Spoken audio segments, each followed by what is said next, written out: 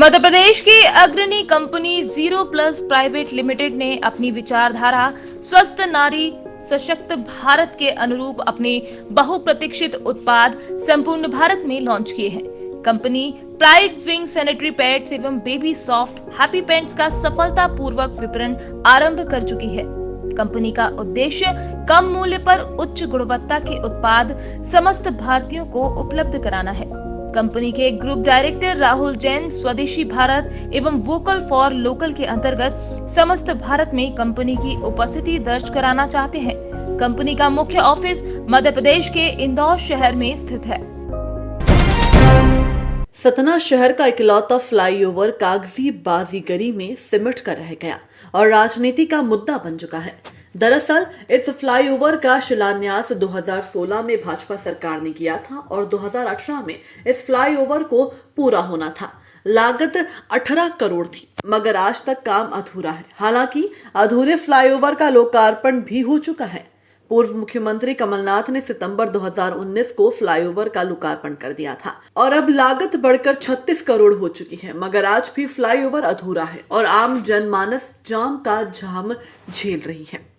आज विरोध स्वरूप आरंभ समिति के कार्यकर्ताओं ने विरोध स्वरूप फ्लाईओवर में क्रिकेट खेलकर विरोध प्रदर्शन किया और जमकर पसीने बहाए। 2016 से इस पुल का निर्माण हुआ है और अभी तक निर्माण कार्य पूरा नहीं हो पाया।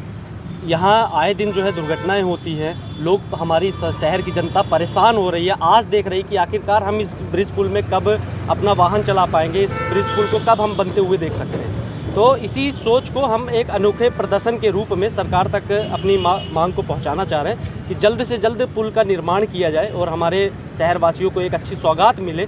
आज आप देख सकते हैं कि हमारे बगल में रीवा है। रीवा में किस प्रकार से पुलों का निर्माण हो रहा है, कितनी तेज़ गति से वहाँ विकास हो रहा है। वहीं हमारा सतना धीरे धीरे पिछड़ता जा रहा है। तो हम अपनी मांग को सरकार तक पहुँचाने के लिए, अधिकारियों तक पहुँचाने के लिए ये अनोखा प्रयास हम दोनों सरकारों को दोषी मानते हैं। कहीं ना कहीं दोनों सरकारों में कमी रही है और शासन प्रशासन के अधिकारियों में कमी रही कि हमारे ब्रिज पुल का अभी तक निर्माण नहीं हो पाया। इसमें जनप्रतिनिधियों की क्या भूमिका आपको समझ में आ रही है? जनप्रतिनिधियों की भूमिका यही है कि वो शहर के और जो आम जनमानस के द्वारा चुने गए हैं, तो उनका ये कर्तव्य बनता है कि हमारे शहर में अगर कहीं भी कोई दिक्कत आती है, कहीं गड्ढे बने हुए हैं रोडों पे या ब्रिज पुल का निर्माण नहीं हो पा रहा है, तो उनको जनता के बीच में जाना चाहिए और जिस प्रकार से ये ब्रिज पुल का निर्माण कार्य रुका है जनता को बताना चाहिए, क्योंकि जनता में आक्रोश है कि आज तक हमारे ये ब्रिज पुल का कार्य क्यों पूर्ण नहीं हो पाया है। सतना से नारेंद्र कुशवाहा की रिपोर्ट।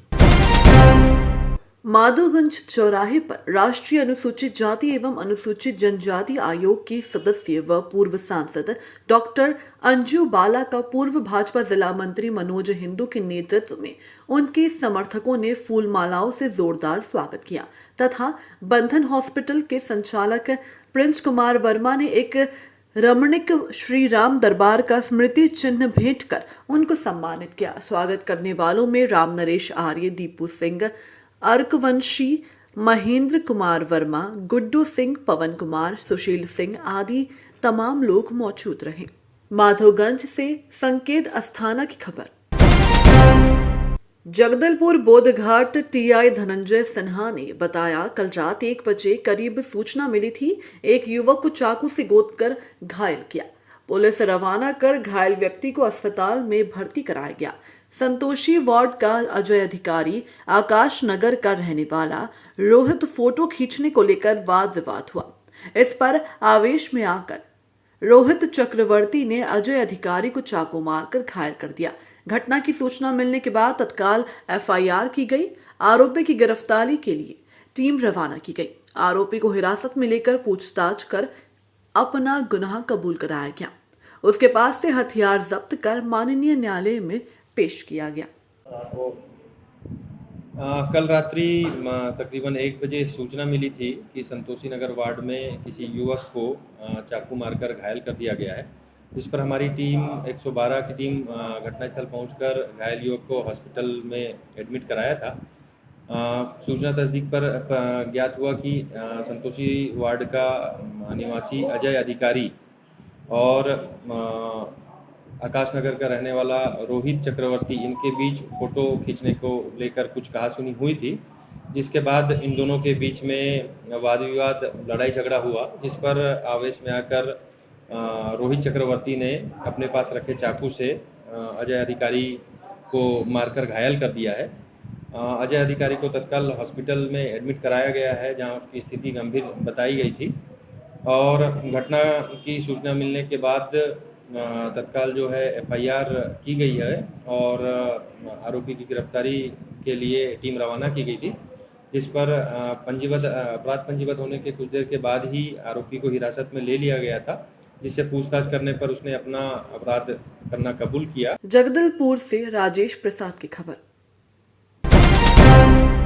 इस कार्यक्रम में मुख्य अतिथि जिला पंचायत के CEO श्री राजेश शुक्ला जी ने उपस्थित होकर जन समुदाय को बताया कि महात्मा गांधी सेवा आश्रम द्वारा यह अभिनव प्रयास किया जा रहा है। साथ में जिला पंचायत की विभिन्न योजनाओं को धरातल पर कैसे सक्रिय किया जाए, इसमें महात्मा गांधी सेवा आश्रम की भूमिका को स्पष्ट करते हुए बताया कि जिला पंचायत की ओर से विभिन्न योजनाएं संचालित है। इसमें महात्मा गांधी सेवा आश्रम समुदाय और सरकार के मध्य सेतु का काम कर रही है। आपने पोषण बड़ी हेतु बीज प्रदान किए गए। इस अवसर पर रानीपुरा माफी स्कूल प्रांगण में स्वयं द्वारा बीज रोपित किए गए और महिलाओं को संदेश दिया कि आप लोग भी घर घर में पोषण बाड़ी लगाएं। कार्यक्रम में ब्लॉक मेडिकल ऑफिसर कराहल द्वारा उपस्थित लोगों को वैक्सीन लगवाने की सलाह प्रदान की। उन्होंने कहा कि कोरोना का टीका अवश्य लगाएं। आषाढ़ी वारी प्रतीकात्मक स्वरूप में की जाएगी। परवानगी रहने वाली पालकी सोहट्ठा को ही पंढरपुर में प्रवेश दिया जाएगा। प्रांत अधिकारी सचिन ढोले। कोरोना के पार्श्वभूमि पर शासन ने वारकरी संप्रदाय की रीति रिवाज को ध्यान में रखते हुए पालकी सोहट्ठे का नियोजन किया है। कोरोना विषाणु का प्रादुर्भाव रोकने के लिए आषाढ़ी वारी प्रतीकात्मक स्वरूप में की जाएगी। जिस पालकी में सोहट्ठे को शासन परवानगी दी है, वो पालकी सोहट्ठे ही बस से पंढरपुर में दाखिल हो जाएगी और पालकी डिंडिया वारकरी और भाविक भक्त ने आषाढ़ी वारी काल में पंढरपुर में आने का नहीं, ऐसी सूचना प्रांत अधिकारी सचिन ढोले ने दी है। दिनांक 20 जुलै रोजी आषाढी एकादशी आहे। या संदर्भामध्ये ही आषाढी एकादशी प्रतिकात्मक आणि मर्यादित वारकऱ्यांच्या उपस्थितीमध्ये साजरी करावीत याबाबतचे शासन निर्णय महाराष्ट्र शासनाने निर्गमित केले आहेत। त्या अनुषंगाने आज स्थानिक व्यवस्था कशा पद्धतीची असावी यासाठी विविध विभागांची आढावा बैठक त्या ठिकाणी घेण्यात आली। त्याच्यामध्ये पालख्यांचं वाखरी तळावरती आगमन झाल्यापासून पौर्णिमेचा गोपाळकाला होऊन मंदिर दर्शन होऊन पालख्या पंढरपूरहून त्यांच्या मूळ स्थानाकडे प्रयाण करेपर्यंत त्यांची व्यवस्था करण्याच्या अनुषंगाने निर्देश स्थानिक प्रशासनाला देण्यात आलेले आहेत। आरोग्य व्यवस्थापनाच्या अनुषंगाने वेगवेगळ्या ठिकाणी आरोग्य व्यवस्था उभी करणं, त्याच पद्धतीनं सर्व वारकरी जे येणार आहेत त्या वारकऱ्यांच्या तपासण्या करणं, चाचण्या करणं, पल्स ऑक्सिमीटरच्या साहाय्याने त्यांची ऑक्सिजनची लेवल तपासणं, त्याच्यासाठी बेड राखीव ठेवणं याबाबतचे निर्देश आरोग्य विभागाला देण्यात आलेले आहेत। ॲम्ब्युलन्स आणि रक्ताच्या उपलब्धीबाबतही निर्देश त्या ठिकाणी देण्यात आलेले आहेत। स्थानिक नगर परिषदेला त्या ठिकाणी मठांची व्यवस्था चांगल्या पद्धतीने करणं, मठ स्वच्छ करणं, सॅनिटाईज करणं, प्रदक्षिणाचा आणि चंद्रभागा स्नानाच्या अनुषंगानं स्वच्छतेचे सर्व निकष पाळणं, प्रदक्षिणा मार्गावरची जी खडी असते त्या खडी त्या ठिकाणी हटवणं, त्याच पद्धतीनं चंद्रभागा स्नानासाठी नदी पात्रामध्ये पाणी व्यवस्थित राहील याविषयीची दक्षता घेण्यासाठी त्यांना सूचना देण्यात आलेल्या आहेत। त्याच पद्धतीनं सर्व वारकऱ्यांचा आदरातिथ्य त्यांचा मान सन्मान राखला जावा याविषयीचे निर्देश मंदिर समितीला आणि प्रशासनालाही त्या ठिकाणी देण्यात आलेले आहेत। त्यांचे सर्व जे धार्मिक विधी आहेत, ज्यांना महाराष्ट्र शासनाने परवानगी दिली आहेत, असे सर्व धार्मिक विधी, नैवेद्य, संतांच्या पादुकांच्या श्रींच्या भेटी असतील, त्याच पद्धतीनं नगर प्रदक्षिणेचा असेल, मंदिर प्रदक्षिणेचे जे कार्यक्रम असतील, त्याच पद्धतीनं स्थानिक दिंडीकरी, वारकरी, फडकरी यांचा नगर प्रदक्षिणा आणि दर्शनाचा विषय असेल, हे सर्व वारकऱ्यांना सन्मान देऊन वारकऱ्यांच्या रीतिरिवाज परंपरा या जपत योग्य पद्धतीनं समन्वय साधत आणि कोरोना प्रतिबंधक संहितेच्या पार्श्वभूमीवरती आवश्यक त्या उपाययोजना करत प्रशासनाने करावेत अशा स्वरूपाचे निर्देश स्थानिक त्या ठिकाणी वेगवेगळ्या विभागाला आमच्या मार्फत देण्यात आलेले आहेत। मध्य प्रदेश की अग्रणी company zero plus private limited ने अपनी विचारधारा स्वस्थ नारी सशक्त भारत के अनुरूप अपने बहुप्रतीक्षित उत्पाद संपूर्ण भारत में लॉन्च किए हैं। Company pride wing sanitary pads एवं बेबी सॉफ्ट हैप्पी पैंट्स का सफलतापूर्वक विपणन आरंभ कर चुकी है। कंपनी का उद्देश्य कम मूल्य पर उच्च गुणवत्ता के उत्पाद समस्त भारतीयों को उपलब्ध कराना है। कंपनी के ग्रुप डायरेक्टर राहुल जैन स्वदेशी भारत एवं वोकल फॉर लोकल के अंतर्गत समस्त भारत में कंपनी की उपस्थिति दर्ज कराना चाहते हैं। कंपनी का मुख्य ऑफिस मध्य प्रदेश के इंदौर शहर में स्थित है। योगी राज में भी बेटियां और महिलाएं सुरक्षित नहीं हैं। दावे तो योगी सरकार बहुत करती है, लेकिन वह दावे सिर्फ कागजों में ही सिमट कर रह जाते हैं। कभी किसी के साथ बलात्कार होता है, कभी किसी की हत्या कर दी जाती है। ताजा मामला रामपुर जिले के केमरी थाना क्षेत्र से सामने आया है, जहां विवाहित ने अपने ही देवर पर बलात्कार का आरोप लगाया है। एक और महिला का कहना है कि तीर्थ कुमार नाम के एक युवक से उसकी शादी हुई थी, लेकिन महिला की सास और ससुर उससे खुश नहीं थे। पीड़ित महिला ने अपने देवर पर गंभीर आरोप लगाते हुए कहा कि इसने मेरे साथ रेप की घटना को अंजाम दिया है। हालांकि पीड़िता ने केमरी थाना प्रभारी को तहरीर दे दी है, लेकिन केमरी पुलिस को इतनी सुस्त है, उसने अभी तक आरोपियों पर कोई कार्यवाही नहीं की है। और तो और महिला के आरोपों को झूठा साबित कर दिया और कहा कि अगर आप यहां से नहीं गई तो हवालात में बंद कर देंगे। यह धमकी भरी थाना प्रभारी की बातें सुनकर महिला ने एक पत्र लिखकर एसपी शगुन गौतम से न्याय की गुहार लगाई है। महिला का कहना है कि अगर उसके साथ इंसाफ नहीं हुआ तो वह एसपी कार्यालय के बाहर आत्महत्या कर लेगी। हाँ जी, क्या नाम है आपका? जी प्रीति। कहाँ के रहने वाली हैं आप? आपके ससुराल कहाँ है? जी पजैया। तहसील कौन सी है आपकी? बिलासपुर। तहसील बिलासपुर। जिला रामपुर है। तो क्या घटना हुई आपके साथ में, जो आप थोड़ा बताइए? बताइए। मेरे पति देवर के साथ ऐसे गंदा हरकत करते हैं मेरे देवर, सबकी घरवाली की राजी से। मेरे को क्षमता भी नहीं है, मारपीट करते मेरे साथ। अच्छा जी, क्यों ऐसा क्यों कर रहे हो? मेरे घरवाले को चोट लाग गई थी पति की मेरे, तो उसने बोले तो पैसे मैं पैसे कैसे चुकाऊंगा उसको, तो उसने कुछ कहता ही नहीं उसको। अच्छा जी, इस वक्त आप क्या चाह रही हैं? मैं चाह रही हूँ उसकी मुकदमा ऐसे चलाना, जेल कराना चाह रही हूँ। उसने मेरे साथ ऐसा किया है तो उसकी जेल। देवर ने? हाँ देवर। देवर का क्या नाम है? नारायण दास। नारायण दास। अच्छा, आपके हस्बैंड का क्या नाम है? तीरथ। जी तीरथ। तो अब आप क्या चाहती है उसके विषय में, कि मतलब क्या करना चाहिए उसका, कि उसे क्या सज़ा मिलना चाहिए? मैं उसे जेल भिजवाना चाहती हूँ। आप जेल भिजवाना चाहती हैं? उसने मेरे साथ किया है, उसे जेल भिजवाना।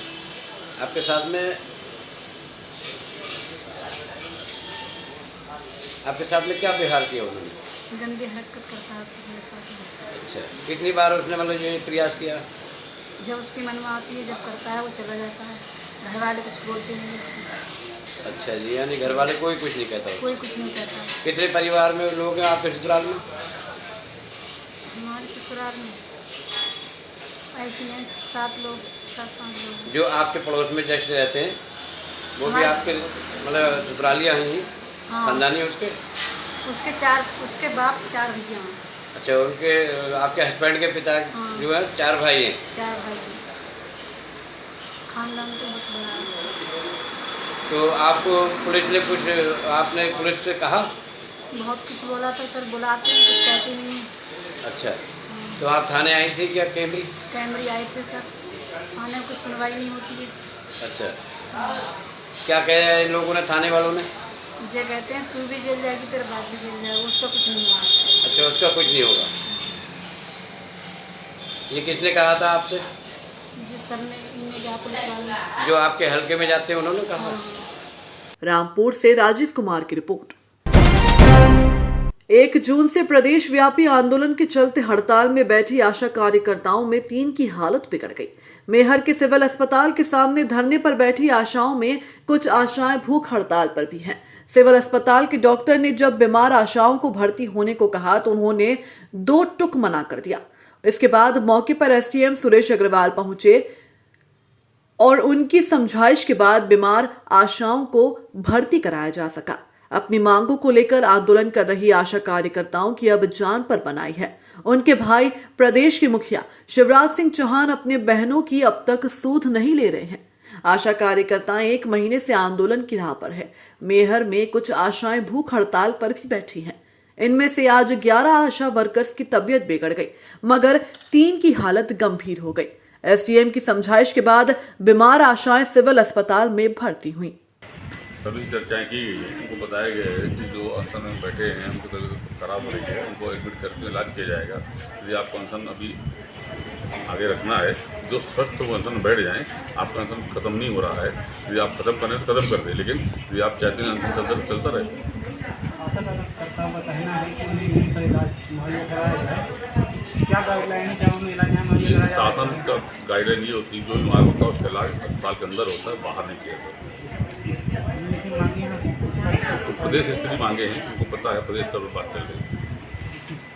हाँ, आज आशा करता हूँ मैं। 2-3 आशाएं हैं, उनकी तबीयत थोड़ा ठीक नहीं है।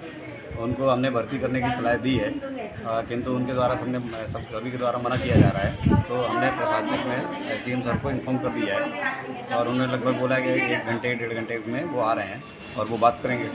फिर जो भी जैसा डिसीजन होता है वैसा देखा जाएगा। सतना से नारेंद्र कुशवाहा की खबर। अजमेर के श्रीनगर सीएचसी चिकित्सालय के बाहर सुबह से शव रखकर ग्रामीणों का धरना प्रदर्शन अभी भी जारी है। शव को गेट पर रखकर धरना प्रदर्शन सुबह से जारी है। ग्रामीणों ने टेंट लगाकर पानी की व्यवस्था की। पूरा चिकित्सालय स्टाफ बंधक डॉक्टर की लापरवाही से मरीज की मौत का मामला ग्रामीणों ने लगाया है। चिकित्सक पर गंभीर आरोप लगाए गए हैं। चिकित्सक को हटाने एवं मुआवजे की मांग पर डटे हुए हैं ग्रामीण। नसीराबाद के पूर्व विधायक रामनारायण गुर्जर के साथ श्रीनगर सरपंच दिलीप राठी भी ग्रामीणों के साथ धरने पर मौजूद हैं। पूरा मामला क्या है, इस बारे में आप भी यहाँ पे पहुँचे हो, आपसे क्या क्या मांगे हैं? मामला यह है कि जिस तरह से श्रीनगर के बड़ा बावड़ी के हमारे डेथ हुई है बच्चे की, उसमें डॉक्टर की इतनी घोर लापरवाही है कि डॉक्टर करीबन 5 बजे उसको छोड़ के अजमेर चला गया, जबकि हर डॉक्टर को हेडक्वार्टर पर रहना चाहिए। एक भी डॉक्टर नहीं है। अजमेर अगर रेफर होता है तो एम्बुलेंस गाड़ी नहीं है। एम्बुलेंस गाड़ी ड्राइवर अपने घर ले जा खड़ी कर लेता है। 6 बजे तक एम्बुलेंस नहीं आई। इस बीच में पेशेंट की मौत हो गई। अब हमारे गांव के और जिसकी डेथ हुई है उसके घर वालों की मांग है कि वो सीएमएचओ साहब को हमने बता दिया है, एसडीओ साहब को बता दिया है, अभी डीसीएमएचओ को बता दिया है कि डॉक्टर की लापरवाही से मौत हुई है, उसको मुआवजा दिया जाए, डॉक्टर को सस्पेंड किया जाए। उसके बाद ही हम लाश को ले जाके उसका दाह संस्कार करेंगे। जिला सीएमएचओ से जब आपकी बात कही गई तो उनका क्या कहना रहा इसका? उनका कहना है कि हमने उच्च अधिकारियों को अवगत करा दिया है, अब हमारे हाथ में नहीं है ना तो सस्पेंड करना है ना मुआवजा देना है। उसके इंतजार में वो बैठे हुए हैं और हम भी यहाँ धरना देके जो इन डॉक्टरों की लापरवाही के कारण मौत हुई है और आगे भी बहुत शिकायतें आती रही थी। शहर श्रीनगर और आसपास के गांव के लोगों ने इतनी बर्दाश्त की भी हद हो गई। इसके बाद सबका फैसला यही है कि जब तक उचित मुआवजा नहीं मिले, डॉक्टर सस्पेंड होकर उसकी जांच नहीं हो, जब तक लाश को नहीं उठाए। अजमेर से मोनू प्रजापति की रिपोर्ट। ब्लॉक नेता के गांव ओलरा में गांव वासियों द्वारा लगाया गया है आरोप। सामुदायिक शौचालय की धनराशि निकालने पर पूरा नहीं किया गया कार्य। गांव वालों ने प्रधान व ग्राम सचिव पर आरोप लगाया कि अभी तक सामुदायिक शौचालय कार्य पूरा नहीं कराया गया। पूर्व प्रधान श्रीमती सुषमा पर व ग्राम सचिव राहुल पर सीधा आरोप लगाया गया। पैसे निकालने के बाद भी समुदाय का कार्य पूरा नहीं कराया गया। इसके बारे में हमें कुछ 2020 में इसके यहाँ कार्य चला था दिसंबर में। इसके बावजूद इसका कार्य पूरा नहीं हुआ अभी तक। देखो ये गड्ढे भी कैसे कच्चे हैं सारे सारे, और भी इसका लाइट का कोई व्यवस्था नहीं हुई यहाँ पर। क्या समरसेबिल हुआ है यहाँ पे? समरसेबिल तो यहाँ पर है, अभी तार नहीं लगे। तार नहीं लगे, अभी कोई भी व्यवस्था नहीं है लाइट की। कब से काम बंद पड़ा है? काम करीबन अप्रैल में बंद होगा था काम। ये भैया आपका नाम? मेरा नाम रवि है जी। ये सामुदायिक शौचालय के बारे में क्या कहना चाहोगे आप? ये काफ़ी दिन से बंद पड़ा है जी। काफ़ी दिन से जी। कब से लगभग? ये 3-4 महीने हो गए जी। 3-4 महीने जी। आपका नाम भैया? जी रोहन। इसके बारे में सामुदायिक शौचालय जो दिखाया गया है कागजों में पूरा हो चुका है, लेकिन इसके बारे में क्या कहना चाहोगे? जी लगभग 3-4 महीने हो लिए, काम अब तक पूरा नहीं हुआ। और जी मतलब काम पूरा नहीं हुआ, गड्ढे भी ऐसे ही पड़े और समरसेबल में मोटर भी है, वो मोटर नहीं चलती।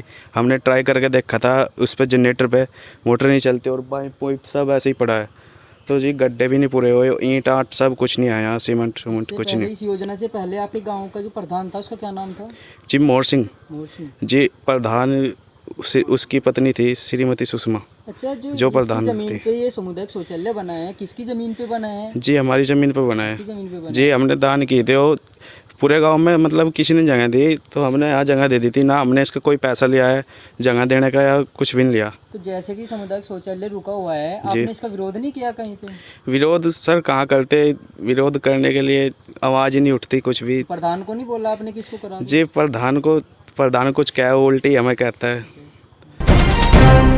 रायबरेली के सरेनी थाना क्षेत्र के दर्जनों गांव में कोरोना महामारी की आपदा को अवसर समझ बैठे वन माफियाओं का तांडव देखा जा सकता है।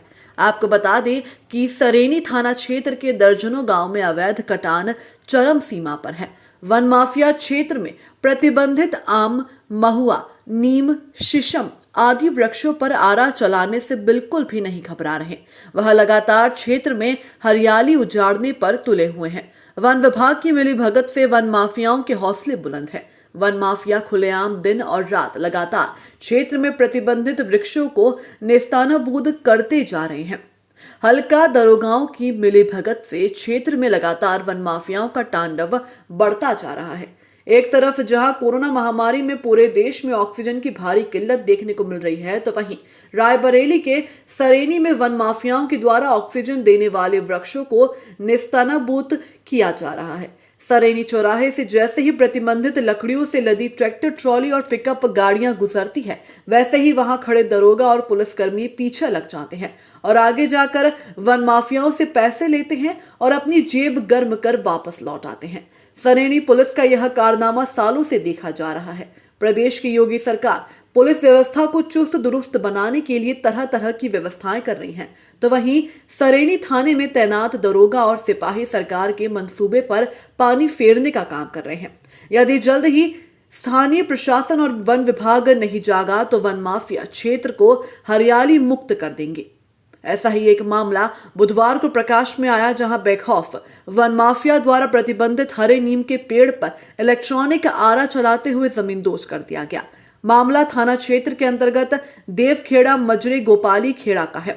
इस दौरान मामले की सूचना ग्रामीणों द्वारा पुलिस को दी गई। सूचना मिलने के उपरांत मौके पर घंटों देरी से पहुंची पुलिस ने कटी लकड़ी को गांव के एक व्यक्ति को सुपुर्द कर दिया।